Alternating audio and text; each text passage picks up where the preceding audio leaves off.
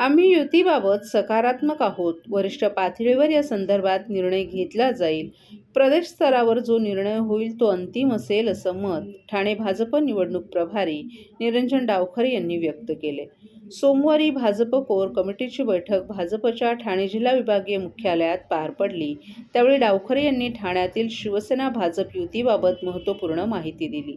Bhajap core कमिटीच्या बैठकीत ठाण्याच्या प्रत्येक प्रभागांमधील इच्छुक उमेदवारांमधील 2 ते 3 नावं निश्चित करण्यात आली आहेत. या उमेदवारांची नावं 2 दिवसात प्रदेश पातळीवर वरिष्ठांना कळवण्यात येतील अशी माहिती डावखरे यांनी पत्रकारांशी बोलताना दिली आहे. शिवसेनेच्या शिष्टमंडळासोबत आमची अतिशय सकारात्मक चर्चा सुरू आहे.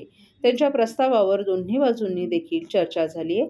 आता त्यांच्याकडून प्रस्ताव आम्हाला कळवणं अपेक्षित आहे, असंही डावखरे यांनी नमूद केलं. या बैठकीला भाजप आमदार संजय केळकर, जिल्हाध्यक्ष संदीप लेले, माधवी नाईक, संजय वाघोले आदीही उपस्थित होते.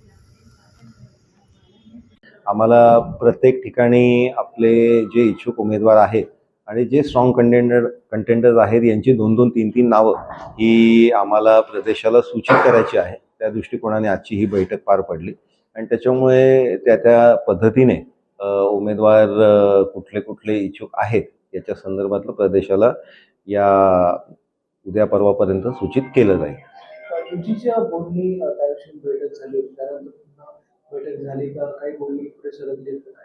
नाही, आमची युती संदर्भात शिवसेनेचं जे डेलिगेशन आलं होतं त्यांच्याबरोबर अतिशय सकारात्मक चर्चा झालेली आहे आणि त्याच्यामुळे त्यांच्याकडनं आता कारण त्यांचा जो प्रस्ताव होता त्यांनी त्याच्यानंतर आम्ही आमचा प्रस्ताव दिला आणि याच्यामध्ये दोन्ही बाजूंनी चर्चाही झाल्या.